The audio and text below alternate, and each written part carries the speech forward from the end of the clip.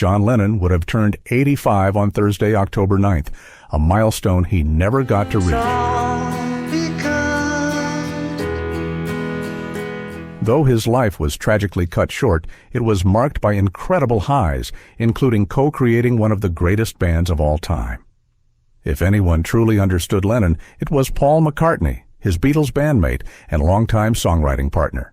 The two met as teenagers in Liverpool and, over the next 2 decades, helped change the sound of music. To honor what would have been Lennon's birthday, McCartney shared a brief but heartfelt message on social media. "Sweet memories on this day of a very special friend." "Happy birthday, John," McCartney wrote, alongside a photo of the pair at Abbey Road Studios in 1968. Fans flooded the comments with sweet wishes, reflecting on Lennon's impact after all these years. "Today is a day of gratitude for John, who left us his incredible legacy. Thank you wherever you are," one fan wrote. Together, Lennon and McCartney were the creative force behind the Beatles, with nearly every song credited to the legendary duo. Their partnership began in 1957 at a Woolton church fete, launching a team that crafted countless hits until the Beatles disbanded in 1970.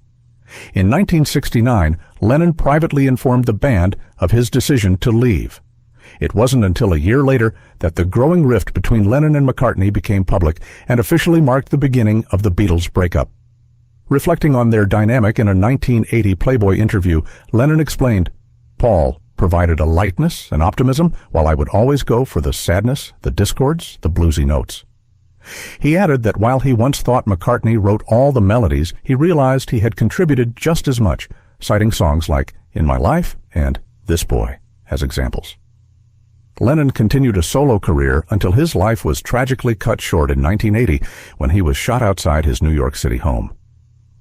McCartney has since opened up about their complicated relationship after the Beatles' breakup, describing their eventual reconciliation as super painful, but meaningful. "In the end, there was something I was very glad of when he got murdered, was that I had had some really good times with him before that happened," he said on the McCartney A Life in Lyrics podcast.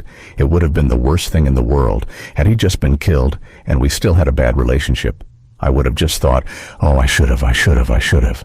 He added, "That would have been a big guilt trip for me."